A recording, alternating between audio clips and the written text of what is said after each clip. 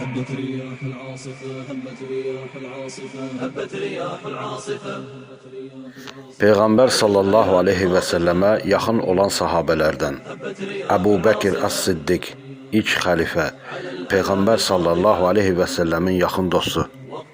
Ömər ibn Xəttab, ikinci xəlifə, ədaləti və qətiyyəti ilə məşhur idi. Osman ibn Affan, üçüncü xəlifə, Quranın toplanması ilə tanınır. Əli ibn Əbu Talib, dördüncü xəlifə, igidliyi və elmi ilə seçilib. Talha ibn Ubeydullah, Uhud döyüşün qəhrəmanlarından. Zubeyr ibn Əvvam, Peyğəmbər sallallahu aleyhi və səlləmin xalası oğlu, cəsur döyüşçü. Abdurrahman ibn Af, səxavətli tacir və fədakar sahabə. Səd ibn Əbu Vaqqas, İranın fəthində rol oynayan qəhrəman. Said ibn Zeyd, cənnətlə müjdələnən 10 sahabədən biri. Əbu Ubeydə ibn Cərrah, ümmətin əmini kimi tanınırdı. Bilal ibn Rəbah, ilk müəzzin, İslamın sədaqətli qullarından.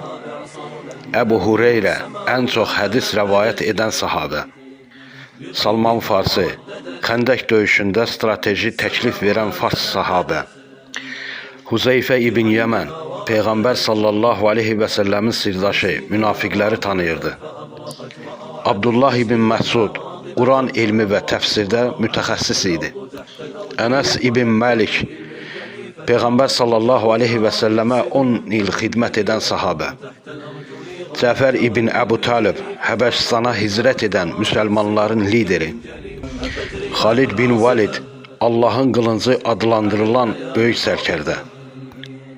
Bismillahirrahmanirrahim. Min Xalid ibn al-Walid ila marasibati Faris. Selamun ala men ittaba'al huda.